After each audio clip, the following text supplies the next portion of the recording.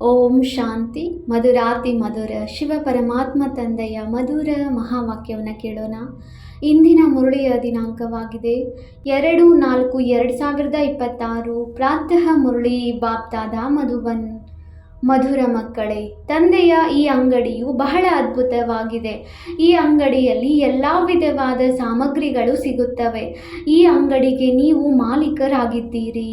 ಪ್ರಶ್ನೆಯಾಗಿದೆ, ಈ ಅದ್ಭುತವಾದ ವ್ಯಾಪಾರಿಯನ್ನು ಯಾರು ಕಾಪಿ ಮಾಡಲು ಸಾಧ್ಯವಿಲ್ಲ, ಏಕೆ? ಏಕೆಂದರೆ ಇದು ಸ್ವಯಂ ಸರ್ವ ಖಜಾನೆಗಳ ಭಂಡಾರವಾಗಿದೆ. ಜ್ಞಾನದ, ಸುಖದ, ಶಾಂತಿಯ, ಪವಿತ್ರತೆಯ ಎಲ್ಲ ಸಾಮಾನುಗಳ ಸಾಗರವಾಗಿದೆ. ಯಾರಿಗೆ ಏನು ಬೇಕೋ ಅದು ಸಿಗುತ್ತದೆ.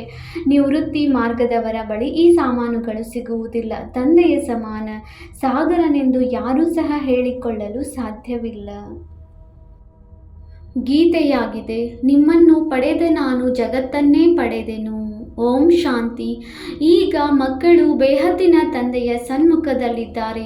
ಇವರು ಬೇಹದ್ದಿನ ತಂದೆ ಎಂದು ಹೇಳಬಹುದು, ಬೇಹದ್ದಿನ ತಾತನೆಂದು ಹೇಳಬಹುದು. ಅದರಲ್ಲಿ ಬೇಹದ್ದಿನ ಮಕ್ಕಳು ಸಹ ಕುಳಿತಿದ್ದಾರೆ ಮತ್ತು ತಂದೆಯು ಬೇಹದ್ದಿನ ಜ್ಞಾನವನ್ನು ಕೊಡುತ್ತಿದ್ದಾರೆ. ಹದ್ದಿನ ಮಾತುಗಳು ಈಗ ಬಿಟ್ಟು ಹೋಯಿತು. ಈಗ ತಂದೆಯಿಂದ ಬೇಹದ್ದಿನ ಆಸ್ತಿಯನ್ನು ಪಡೆಯಬೇಕಾಗಿದೆ. ಈಗ ಒಂದು ಅಂಗಡಿಯು ಮಾತ್ರವೇ ಇದೆ. ನಾವು ಏನನ್ನು ಬಯಸುತ್ತೇವೆಂದು ಮನುಷ್ಯರಿಗೆ ಗೊತ್ತಿಲ್ಲ.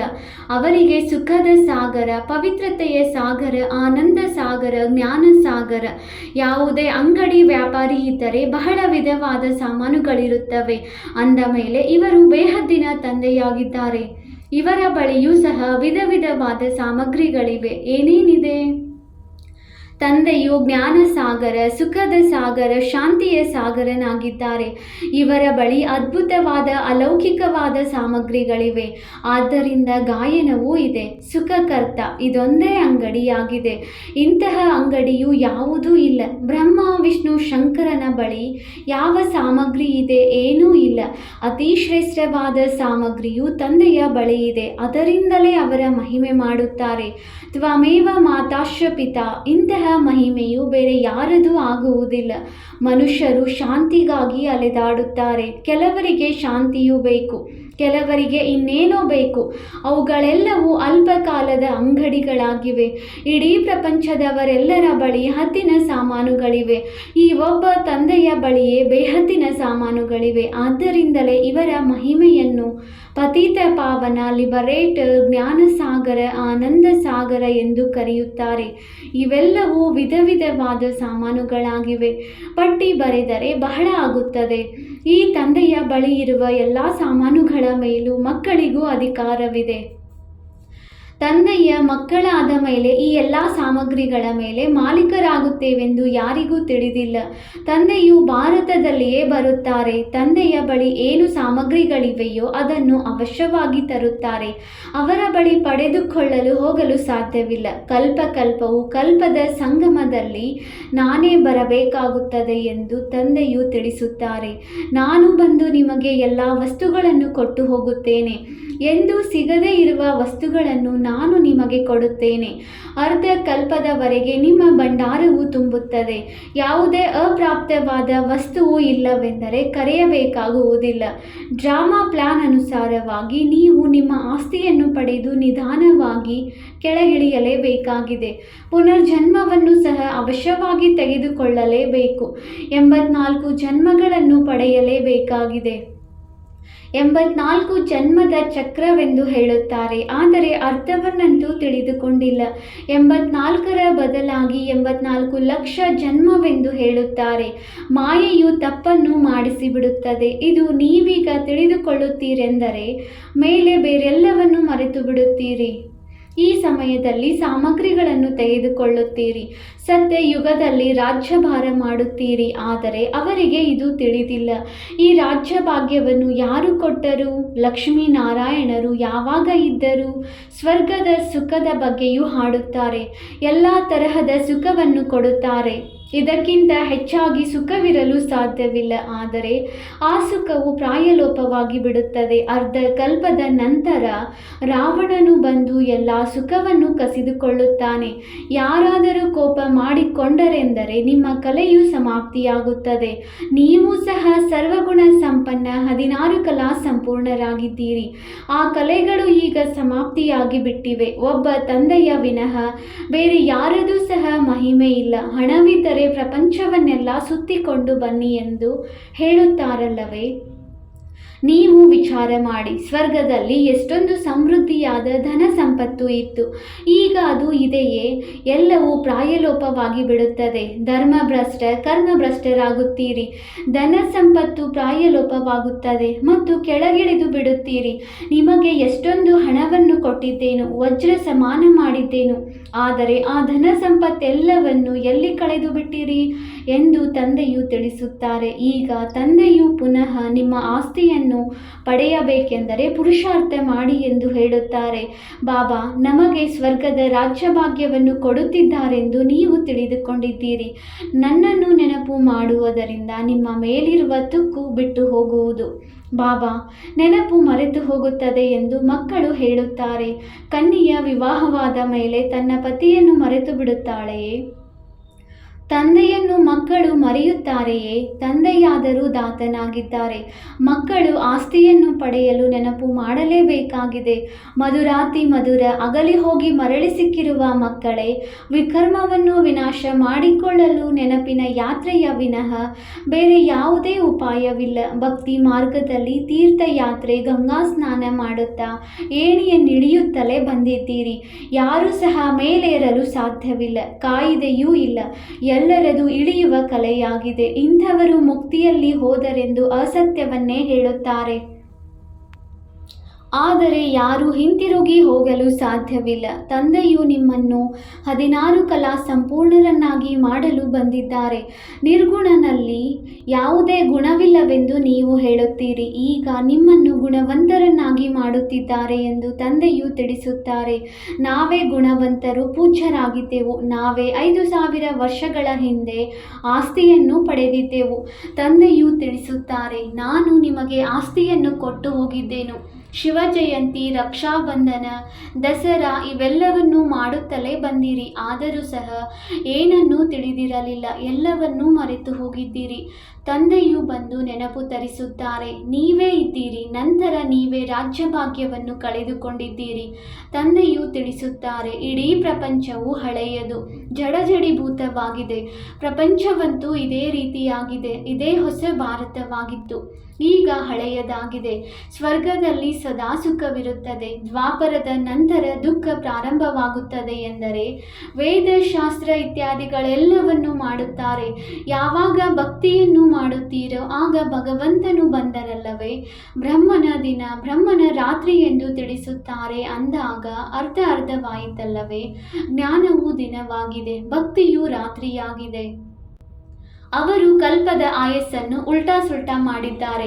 ಮೊಟ್ಟ ಮೊದಲು ನೀವೇ ಎಲ್ಲರಿಗೂ ತಂದೆಯ ಮಹಿಮೆಯನ್ನು ತಿಳಿಸಿರಿ. ತಂದೆಯು ಜ್ಞಾನದ ಸಾಗರ, ಶಾಂತಿಯ ಸಾಗರನಾಗಿದ್ದಾರೆ.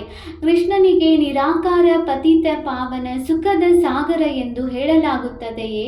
ಅವರ ಮಹಿಮೆಯೇ ಭಿನ್ನವಾಗಿದೆ. ಹಗಲು ರಾತ್ರಿಯ ವ್ಯತ್ಯಾಸವಿದೆ. ಶಿವನಿಗೆ ತಂದೆ ಎಂದು ಕರೆಯುತ್ತಾರೆ. ಕೃಷ್ಣನಿಗೆ ತಂದೆ ಎಂಬ ಮಾತು ಶೋಭಿಸುವುದಿಲ್ಲ. ಎಷ್ಟು ದೊಡ್ಡ ತಪ್ಪಾಗಿದೆ. ಚಿಕ್ಕ ಚಿಕ್ಕ ತಪ್ಪುಗಳನ್ನು ಮಾಡುತ್ತಾ 100% ತಪ್ಪು ಆಗಿಬಿಟ್ಟಿದೆ. ಸನ್ಯಾಸಿಗಳೊಂದಿಗೆ ಎಂದೂ ಸಹ ವ್ಯವಹಾರ ನಡೆಸಲು ಸಾಧ್ಯವಿಲ್ಲ. ಅವರು ನಿವೃತ್ತಿ ಮಾರ್ಗದವರಾಗಿದ್ದಾರೆ. ನೀವು ಪ್ರವೃತ್ತಿ ಮಾರ್ಗದವರಾಗಿದ್ದೀರಿ. ನೀವು ಸಂಪೂರ್ಣ ನಿರ್ವಿಕಾರಿಗಳಾಗಿದ್ದೀರಿ. ಇದು ವಿಕಾರಿ ಪ್ರಪಂಚವಾಗಿದೆ ಅಂದಾಗ ಸತ್ಯಯುಗದಲ್ಲಿ ಮಕ್ಕಳ ಜನ್ಮವಾಗುವುದಿಲ್ಲವೇ? ಅಲ್ಲಿಯೂ ಸಹ ವಿಕಾರವಿತ್ತು. ಅರೆಯೇ, ಅದಂತೂ ಸಂಪೂರ್ಣ ನಿರ್ವಿಕಾರಿ ಪ್ರಪಂಚವಾಗಿದೆ.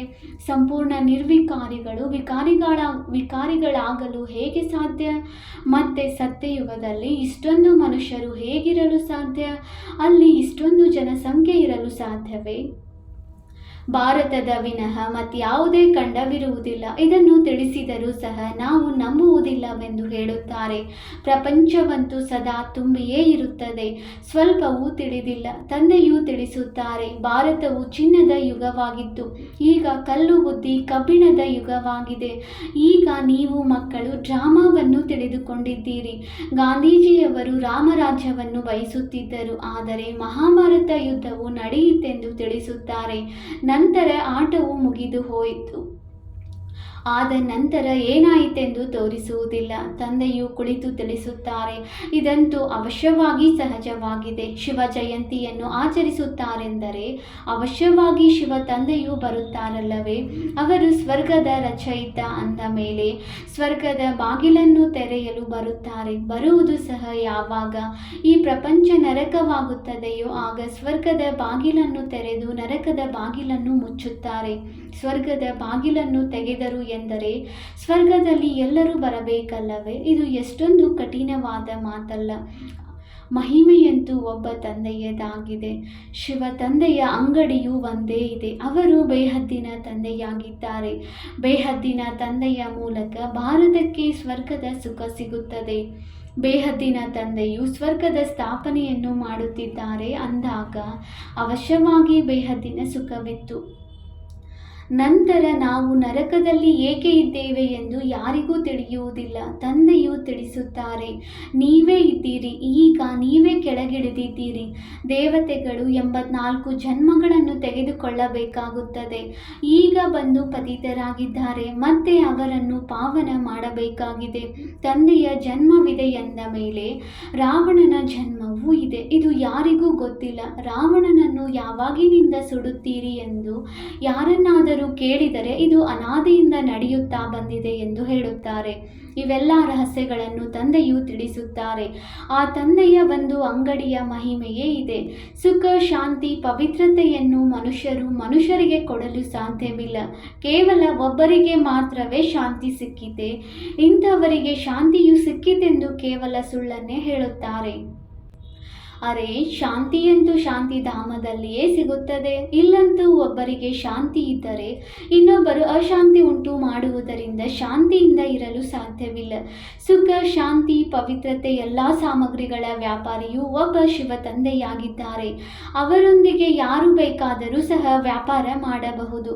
ಅವರನ್ನು ಸೌದಾಗಾರ ಎಂದು ಕರೆಯುತ್ತಾರೆ. ಅವರ ಬಳಿ ಪವಿತ್ರತೆ, ಸುಖ, ಶಾಂತಿ, ಸಂಪತ್ತೆಲ್ಲವೂ ಇದೆ. ಅಪ್ರಾಪ್ತಿಯ ವಸ್ತು ಯಾವುದೂ ಇಲ್ಲ. ಸ್ವರ್ಗದ ರಾಜ್ಯವನ್ನು ನೀವು ಪಡೆಯುತ್ತೀರಿ. ತಂದೆಯು ಕೊಡಲು ಬಂದಿದ್ದಾರೆ. ಪಡೆಯುವವರು ತೆಗೆದುಕೊಳ್ಳುತ್ತಾ ಸುಸ್ತಾಗಿ ಬಿಡುತ್ತಾರೆ. ನಾನು ಬರುವುದೇ ಕೊಡುವುದಕ್ಕಾಗಿ ಅಂದ ಮೇಲೆ ನೀವೇಕೆ ಪಡೆಯಲು ತಣ್ಣಗಾಗುತ್ತೀರಿ?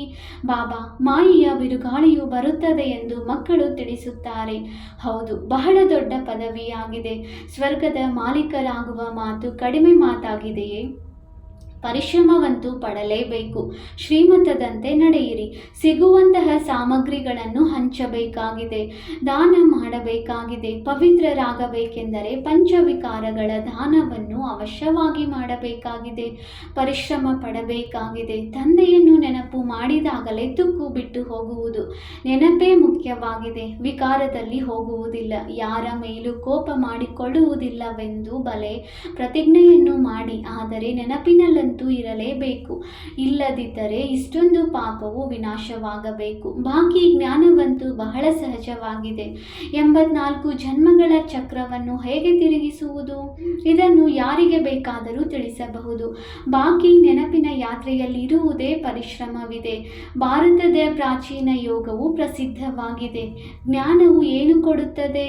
ಮನ್ಮನಾಭವ ಎಂದರೆ ನನ್ನನ್ನು ನೆನಪು ಮಾಡಿದರೆ ವಿಕರ್ಮ ವಿನಾಶವಾಗುತ್ತದೆ. ನೀವು ಗಾಯನವು ಹಾಡುತ್ತಿದ್ದೀರಿ.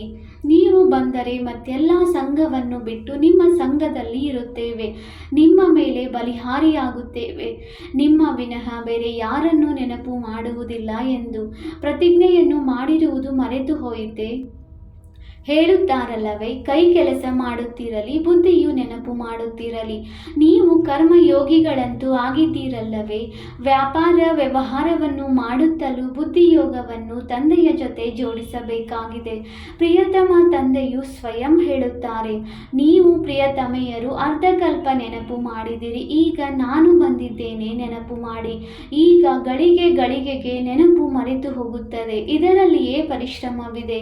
ಕರ್ಮಾತೀತ ಸ್ಥಿತಿಯಾದರೆ ಈ ಶರೀರವನ್ನು ಬಿಡಬೇಕಾಗುತ್ತದೆ. ರಾಜಧಾನಿಯು ಸ್ಥಾಪನೆಯಾಯಿತೆಂದರೆ ಕರ್ಮಾತೀತ ಸ್ಥಿತಿಯನ್ನು ಪಡೆದುಕೊಳ್ಳುತ್ತೀರಿ. ನೀವಂತೂ ಈಗ ಎಲ್ಲರೂ ಪುರುಷಾರ್ಥಿಗಳಾಗಿದ್ದೀರಿ. ಎಲ್ಲರಿಗಿಂತ ಹೆಚ್ಚು ಮಮ್ಮಾ ಬಾಬಾ ನೆನಪು ಮಾಡುತ್ತಾರೆ. ಸೂಕ್ಷ್ಮ ವತನದಲ್ಲಿಯೂ ಕಂಡು ಬರುತ್ತದೆ. ನಾನು ಯಾರಲ್ಲಿ ಪ್ರವೇಶಿಸುತ್ತೇನೆಯೋ ಅವರು ಬಹಳ ಜನ್ಮಗಳ ಅಂತಿಮ ಜನ್ಮದಲ್ಲಿ ಇದ್ದಾರೆ. ಅವರು ಪುರುಷಾರ್ಥ ಮಾಡುತ್ತಾರೆಂದು ತಂದೆಯು ತಿಳಿಸುತ್ತಾರೆ. ಕರ್ಮಾತೀತ ಸ್ಥಿತಿಯಂತೂ ಯಾರೂ ಸಹ ಈಗಲೇ ತಲುಪಲು ಸಾಧ್ಯವಿಲ್ಲ. ಕರ್ಮಾತೀತ ಸ್ಥಿತಿಯು ಬಂದು ಬಿಟ್ಟಿತೆಂದರೆ ಈ ಶರೀರವಿರಲು ಸಾಧ್ಯವಿಲ್ಲ. ತಂದೆಯಂತೂ ಬಹಳ ಚೆನ್ನಾಗಿ ತಿಳಿಸಿಕೊಡುತ್ತಾರೆ. ಇದೆಲ್ಲವೂ ತಿಳಿದುಕೊಳ್ಳುವವರ ಬುದ್ಧಿಯ ಮೇಲೆ ಆಧಾರಿತವಾಗಿದೆ. ಸ್ವರ್ಗದ ರಚಯಿತನು ಒಬ್ಬರೇ ಆಗಿದ್ದಾರೆ. ಅವರ ಬಳಿಯೇ ಜ್ಞಾನದ ಎಲ್ಲ ಸಾಮಗ್ರಿಗಳಿವೆ. ಅವರೇ ಜಾದೂಗಾರನಾಗಿದ್ದಾರೆ. ಬೇರೆ ಯಾರಿಂದಲೂ ಸುಖ, ಶಾಂತಿ, ಪವಿತ್ರತೆಯ ಆಸ್ತಿಯು ಸಿಗಲು ಸಾಧ್ಯವಿಲ್ಲ. ತಂದೆಯು ಕುಳಿತು ಬಹಳ ಚೆನ್ನಾಗಿ ತಿಳಿಸುತ್ತಾರೆ. ಮಕ್ಕಳು ಧಾರಣೆ ಮಾಡಿ ಅನ್ಯರಿಗೂ ಧಾರಣೆ ಮಾಡಿಸಬೇಕಾಗಿದೆ. ಎಷ್ಟು ಧಾರಣೆ ಮಾಡುತ್ತೀರೋ ಅಷ್ಟು ಆಸ್ತಿಯು ಸಿಗುತ್ತದೆ. ದಿನ ಬಹಳ ವಿಧವಾದ ಸಾಮಗ್ರಿಗಳು ಸಿಗುತ್ತವೆ. ಲಕ್ಷ್ಮೀನಾರಾಯಣರನ್ನು ನೋಡಿ ಎಷ್ಟು ಮಧುರವಾಗಿದ್ದಾರೆ. ಅವರಂತೆಯೇ ಮಧುರರಾಗಬೇಕಾಗಿದೆ. ಒಳ್ಳೆಯದು. ಮಧುರಾತಿ ಮಧುರ ಅಗಲಿ ಹೋಗಿ ಮರಳಿ ಸಿಕ್ಕಿರುವ ಮಕ್ಕಳ ಪ್ರತಿ ಮಾತಾಪಿತೆ ಬಾಪ್ದಾದಾರವರ ನೆನಪು, ಪ್ರೀತಿ ಹಾಗೂ ಗುಡ್ ಮಾರ್ನಿಂಗ್. ಆತ್ಮೀಯ ತಂದೆಯ ಆತ್ಮೀಯ ಮಕ್ಕಳಿಗೆ ನಮಸ್ತೆ. ಬೇರೆ ಯಾವುದೇ ಸತ್ಸಂಗಗಳಲ್ಲಿ ಈ ರೀತಿ ಹೇಳುತ್ತಾರೆಯೇ? ಇದಂತೂ ಅವಶ್ಯವಾಗಿ ನಮ್ಮದು ಹೊಸ ಭಾಷೆಯಾಗಿದೆ. ಇದಕ್ಕೆ ಆಧ್ಯಾತ್ಮಿಕ ಜ್ಞಾನವೆಂದು ಹೇಳಲಾಗುತ್ತದೆ. ಒಳ್ಳೆಯದು. ನಾವು ಆತ್ಮಿಕ ಮಕ್ಕಳಿಂದ ಆತ್ಮಿಕ ತಂದೆಗೆ ನೆನಪು, ಪ್ರೀತಿ ಹಾಗೂ ನಮಸ್ತೆ ನಮಸ್ತೆ ನಮಸ್ತೆ. ಧಾರಣೆಗಾಗಿ ಮುಖ್ಯ ಸಾರ. Point number 1. ತಂದೆಯ ಮೂಲಕ ಸುಖ, ಶಾಂತಿ, ಪವಿತ್ರತೆಯ ಯಾವ ಸಾಮಗ್ರಿಗಳು ಸಿಗುತ್ತವೆ ಅವುಗಳನ್ನು ಅನ್ಯರಿಗೂ ದಾನ ಮಾಡಬೇಕು. ಮೊದಲು ವಿಕಾರಗಳನ್ನು ದಾನ ಮಾಡಿ ಪವಿತ್ರರಾಗಬೇಕು. ನಂತರ ಅವಿನಾಶಿ ಜ್ಞಾನಧನದ ದಾನ ಮಾಡಬೇಕಾಗಿದೆ. Point number 2. ದೇವತೆಗಳಂತೆ ಮಧುರರಾಗಬೇಕಾಗಿದೆ. ಬಾಪ್ದಾದಾರವರ ಜೊತೆ ಯಾವ ಪ್ರತಿಜ್ಞೆ ಮಾಡಿದ್ದೀರೋ ಅದನ್ನು ಸದಾ ನೆನಪಿನಲ್ಲಿಟ್ಟುಕೊಂಡು ಮತ್ತು ತಂದೆಯ ನೆನಪಿನಲ್ಲಿದ್ದು ವಿಕರ್ಮ ವಿನಾಶ ಮಾಡಿಕೊಳ್ಳಬೇಕಾಗಿದೆ. ವರದಾನ: ನಿಮಿತ್ತನೆಂಬ ಸ್ಮೃತಿಯ ಮೂಲಕ ತಮ್ಮ ಪ್ರತಿಯೊಂದು ಸಂಕಲ್ಪದ ಮೇಲೆ ಗಮನವನ್ನಿಡುವ ನಿವಾರಣಾ ಸ್ವರೂಪ ಭವ. ಸರ್ವರ ದೃಷ್ಟಿಯು ನಿಮಿತ್ತವಾಗಿರುವ ಆತ್ಮರ ಮೇಲಿರುತ್ತದೆ. ಆದ್ದರಿಂದ ನಿಮಿತ್ತವಾಗಿ ಇರುವವರು ವಿಶೇಷವಾಗಿ ಪ್ರತಿಯೊಂದು ಸಂಕಲ್ಪದ ಮೇಲೆ ಗಮನವನ್ನಿಡಬೇಕಾಗುವುದು. ಒಂದು ವೇಳೆ ನಿಮಿತ್ತರಾಗಿರುವ ಮಕ್ಕಳು ಸಹ ಯಾವುದೇ ಕಾರಣಗಳನ್ನು ಹೇಳುತ್ತಾರೆಂದರೆ ಅವರನ್ನು ಫಾಲೋ ಮಾಡುವವರಿಗೂ ಸಹ ಅನೇಕ ಕಾರಣಗಳನ್ನು ತಿಳಿಸಿಬಿಡುತ್ತಾರೆ. ಒಂದು ವೇಳೆ ನಿಮಿತ್ತವಾಗಿ ಇರುವವರಲ್ಲಿ ಯಾವುದೇ ಕೊರತೆ ಇದ್ದರೆ ಅದನ್ನು ಬಚ್ಚಿಡಲು ಸಾಧ್ಯವಿಲ್ಲ. ಆದ್ದರಿಂದ ವಿಶೇಷವಾಗಿ ತಮ್ಮ ಸಂಕಲ್ಪ, ವಾಣಿ ಹಾಗೂ ಕರ್ಮದ ಮೇಲೆ ಗಮನವಿಟ್ಟು ನಿವಾರಣಾ ಸ್ವರೂಪರಾಗಿರಿ. ಸ್ಲೋಗನ್: ಯಾರಲ್ಲಿ ತಮ್ಮ ಗುಣ ಅಥವಾ ವಿಶೇಷತೆಗಳ ಬಗ್ಗೆಯೂ ಅಭಿಮಾನವಿರುವುದಿಲ್ಲವೋ ಅವರು ಜ್ಞಾನಿ ಆತ್ಮರಾಗಿದ್ದಾರೆ. ಅವ್ಯಕ್ತ ಸೂಚನೆ: ಮಹಾನರಾಗಲು ಮಧುರತೆ ಮತ್ತು ನಮ್ರತೆಯ ಗುಣ ಧಾರಣೆ ಮಾಡಿ. ಮಧುರತೆಯ ಗುಣ ಜೀವನದಲ್ಲಿ ಯಾವಾಗ ತಮ್ಮ ಮತ್ತು ಬೇರೆಯವರ ಕಳೆದದ್ದನ್ನು ನೋಡದೆ ತಮ್ಮ ಸಂಸ್ಕಾರಗಳನ್ನು ಸರಳ ಮತ್ತು ನಮ್ರಚಿತ್ತರನ್ನಾಗಿ ಮಾಡಿಕೊಂಡಾಗ ಬರುವುದು. ಸರಳ ಚಿತ್ತ ಆತ್ಮರ ಗುಣವೇ ಮಧುರತೆ. ಅವರ ನಯನಗಳಿಂದ ಮಧುರತೆ, ಮುಖದಿಂದ ಮಧುರತೆ ಮತ್ತು ಚಲನೆಯಿಂದ ಮಧುರತೆ ಪ್ರತ್ಯಕ್ಷ ರೂಪದಲ್ಲಿ ಕಾಣಿಸುತ್ತದೆ. ಮಧುರತೆ ಮತ್ತು ನಮ್ರತೆ ಈ ಎರಡೂ ವಿಶೇಷ ಧಾರಣೆಗಳಿಂದ ಸದಾ ವಿಶ್ವ ಕಲ್ಯಾಣಕಾರಿ ಮಹಾದಾನಿ ವರದಾನಿಗಳಾಗಿ ಬಿಡುತ್ತಾರೆ ಮತ್ತು ಸಹಜವೇ ಸ್ನೇಹದ ಪುರಾವೆ ಕೊಡಬಹುದು. ನಿಶ್ಚಯ ಬುದ್ಧಿ ನಿಶ್ಚಿತ. ಅವರು ಎಂದೂ ವ್ಯರ್ಥ ಚಿಂತನೆ ಮಾಡುವುದಿಲ್ಲ. ಸದಾ ಸ್ವಚಿಂತನದಲ್ಲಿರುವವರು ಸ್ವಸ್ಥಿತಿಯಿಂದ ಪರಿಸ್ಥಿತಿಯ ಮೇಲೆ ವಿಜಯ ಪ್ರಾಪ್ತಿ ಮಾಡಿಕೊಳ್ಳುತ್ತಾರೆ. ಓಂ ಶಾಂತಿ.